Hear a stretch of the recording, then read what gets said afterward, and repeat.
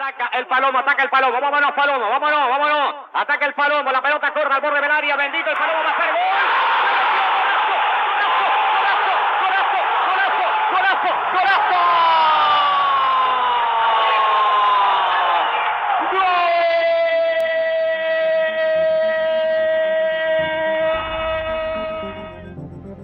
En los corazones de los aficionados al fútbol hay historias que trascienden el deporte y se convierten en leyenda. El día de hoy exploraremos la vida, trágica muerte y legado de Albeiro Zurriaga, mejor conocido como el Palomo. Un jugador que gracias a su personalidad única y su tremenda calidad dejó una marca imborrable en la historia de dos naciones. Albeiro Zurriaga López nació el 12 de junio de 1966 en Cali. Fue un destacado futbolista colombiano que formó parte de la generación dorada de fútbol colombiano en la década de los 90. Compartió escenario con renombrados jugadores como René Higuita, Carlos Valderrama, Freddy Rincón, Faustino Asprilla, Adolfo Valencia, Leonel Álvarez y muchísimos jugadores icónicos. A medida que el balón rodaba bajo los pies de Albeiro Zurriaga, el mundo parecía detenerse. Su estatura imponente y su habilidad técnica asombraban a propios y extraños. Pese a su gran envergadura, se movía con la elegancia de un ballet, rompiendo las defensas rivales como si fuera un parque cualquiera. Pero el Palomo no solo conquistaba con su juego. Su sonrisa franca y su carisma magnético lo transformaron en un ídolo accesible y cercano. Permaneció arraigado a su barrio natal, sintiendo un profundo apego por su comunidad.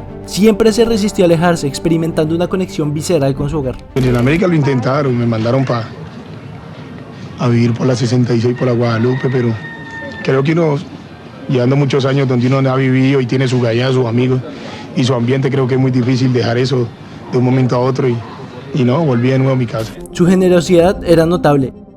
Albeiro era tan desprendido a la plata que aquí en el barrio habían más de 20-25 personas que Albeiro les daba el estudio.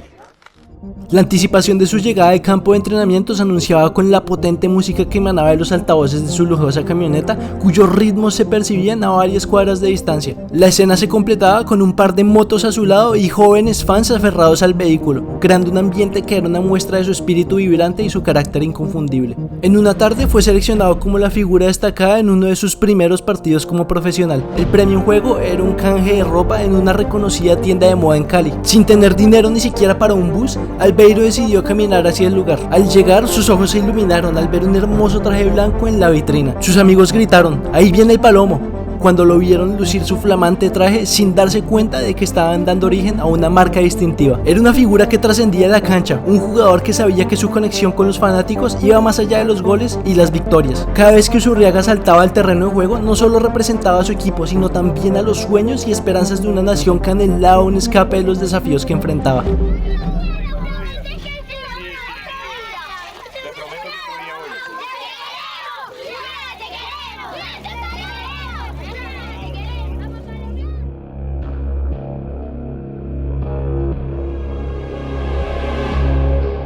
La época en la que Albeiro Zurriaga brillaba en los campos de juego coincidía con uno de los momentos más turbulentos de la historia de Colombia. El país se enfrentaba a una ola de violencia y conflicto y la desesperanza acechaba en cada rincón. La década de los 90 en Colombia estuvo marcada por una violencia extrema y multifacética, caracterizada por el conflicto armado entre grupos guerrilleros, paramilitares y fuerzas militares, así como por la presencia y expansión del narcotráfico y los carteles de droga como el cartel de Medellín y el cartel de Cali. La combinación de todos estos factores creó un ciclo de violencia y crimen generalizado en Colombia. La presencia de carteles de droga y grupos armados alimentó una espiral de violencia en la que la población civil se encontraba atrapada en medio de enfrentamientos y ataques. Sin embargo, en medio de la oscuridad, el fútbol emergía como un faro de luz, un lugar donde la pasión y el amor por el juego podían unir a las personas y ofrecer un respiro de la realidad. El fútbol era una fuente de inspiración para aquellos que buscaban un motivo para sonreír y creer en un futuro mejor.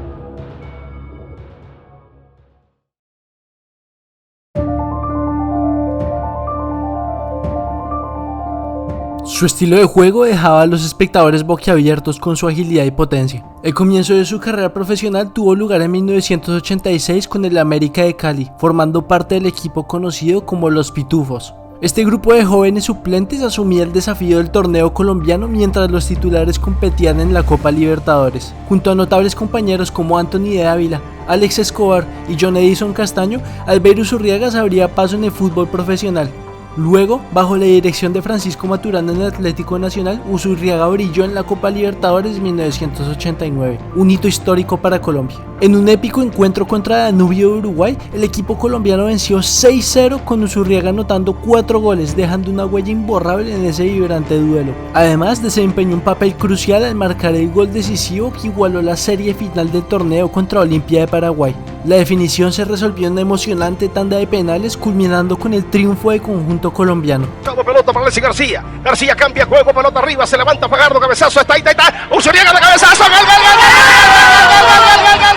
Después de una breve experiencia en Málaga, Uzurriaga regresó a su país natal, donde entre 1991 y 1993 se volvió una figura destacada en el América de Cali. Durante este periodo alcanzó el subcampeonato en 1991 y se coronó campeón en 1992, dejando una huella indeleble en la historia del club. Sin embargo, fue en 1994 cuando su camino lo llevó al Independiente de Avellaneda en Argentina. Con su ayuda, el equipo se alzó con el torneo clausura de la Primera División Argentina, marcando un hito en su exitosa trayectoria. Al año siguiente, en 1995, Uzurriaga continuó cosechando éxitos con Independiente, logrando el bicampeonato de la Supercopa Sudamericana tras derrotar al Flamengo de Brasil con un marcador global de 2-1. Este capítulo de su carrera dejó un impacto duradero en el club, siendo recordado con aprecio por los aficionados de Avellaneda, con un legado de 63 apariciones, 20 goles y 3 títulos durante sus 2 periodos en el club.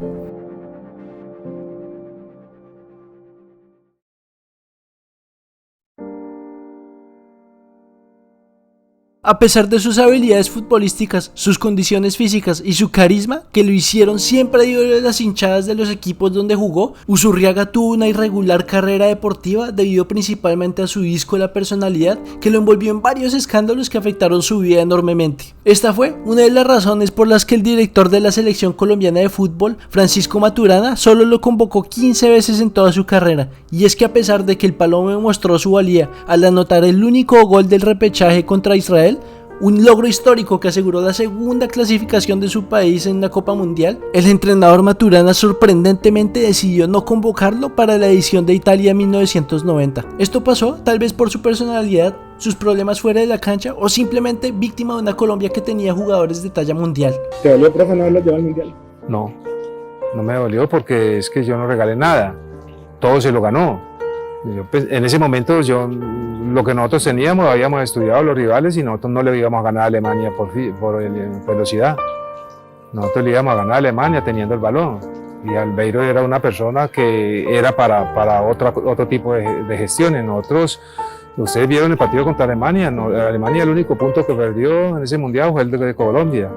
Y lo perdió cuando Colombia jugó sin delantero. Lastimosamente, su legado también abarcó la sombra de excesos de velocidad, celebraciones intensas, consumo de alcohol y conflictos con las drogas. Los problemas lo acosaron. Evadirlos no fue necesariamente su elección o tal vez no supo cómo hacerlo. En 1997, en su segundo paso por Independiente, la situación estalló. Un análisis de orina reveló trazas de cocaína, lo que resultó en una dura sanción de 2 años sin jugar. Cambió sus números telefónicos, se replegó en su barrio natal y se hundió en una profunda depresión, encontrando consuelo únicamente en su recién nacida hija, Lady Diana. Muy feliz, sí. Y cuando le nació la hija, pues más. Sentirse papá, ella estaba nervioso ese día.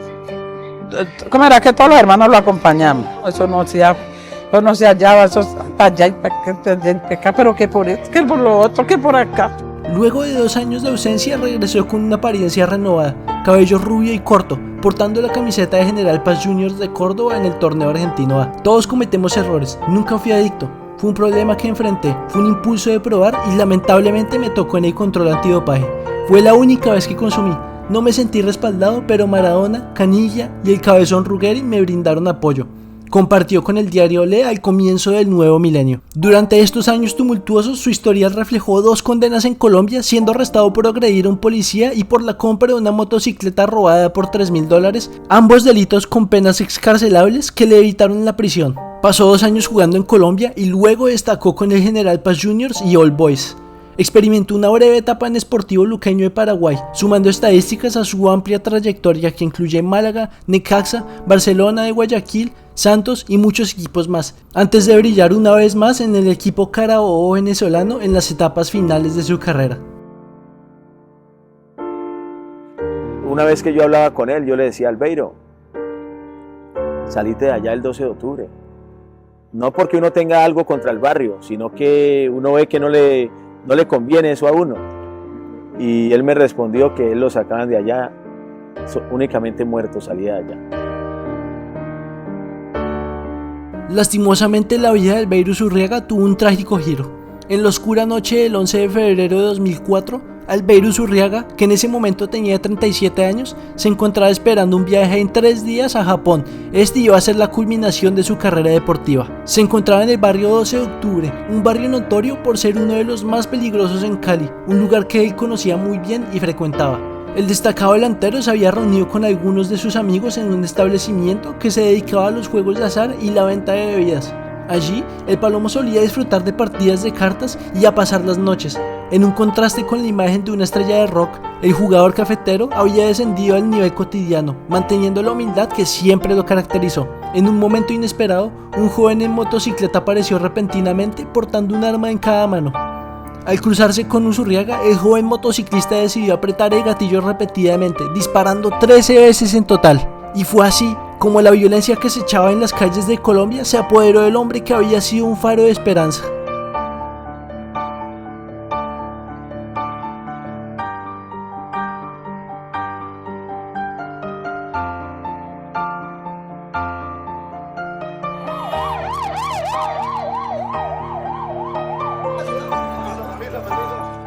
Mientras compartía momentos de alegría con amigos en su barrio natal, su vida fue arrebatada por la violencia sin sentido.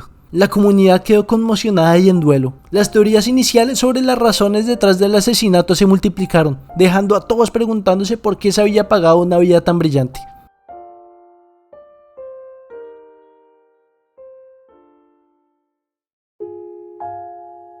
Aunque los informes preliminares de las autoridades señalaron que el crimen de Uzurriaga se debió a que el reconocido jugador presenció un asesinato en su barrio de origen, la Fiscalía General de la Nación esclareció el homicidio 3 años después. El asesinato fue llevado a cabo por Mauricio Colorado Roldán, al que también llamaban La Nana. Según se supo, La Nana era uno de los laderos de Jefferson Valdés Marín, que se desempeñaba como el líder de una de las bandas de sicarios más importantes de Cali. Aquella agrupación era comandada oficialmente por el policía Jair Molina, y tal como lo indicaba su apellido, el conjunto se hacía llamar Los Molina. Una insólita situación había generado que tuvieran al Palomo en el punto de mira. Uzurriaga por aquellos tiempos estaba saliendo con una exnovia de Valdés que no había podido resistir el hecho de que la mujer hubiese comenzado un romance con otra persona que no fuese él. Por ello, aquellos celos motorizaron un asesinato que estremeció a propios y extraños. Después, el sicario que había ordenado el asesinato del talentoso jugador fue encontrado sin vida en un campo deportivo en el distinguido barrio de Ciudad Jardín, reconocido por albergar a muchas familias de clase alta. Surgieron rápidamente conjeturas y rumores. Se especuló que uno de los líderes de los Molina había sido eliminado en represalia por la muerte de Uzurriaga, aunque esta afirmación nunca pudo ser verificada de manera definitiva. La verdad, aunque dolorosa, trajo un atisbo de cierre para la familia de Uzurriaga y para todos aquellos que lo habían admirado. El funeral del antiguo goleador fue sorprendentemente conmovedor y lleno de momentos inesperados. Una multitud de miles de personas se congregó en el Estadio Pascual Guerrero para rendirle su último adiós.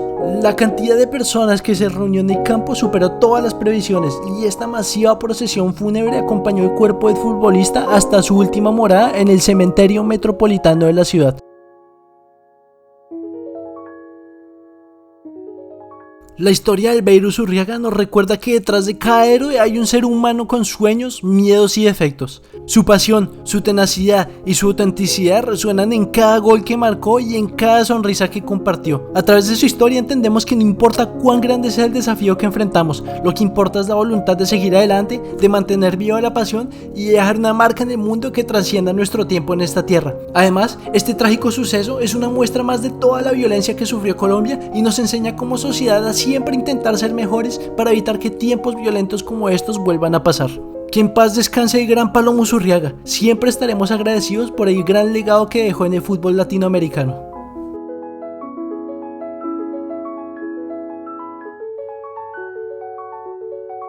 Bueno amigos, muchas gracias por ver este video, espero que les haya gustado la historia del Palomo. Si quieren ver más videos así, por favor denle like, suscríbanse y comenten qué otra historia les gustaría ver. Nuevamente, gracias por su tiempo y espero que estén muy bien.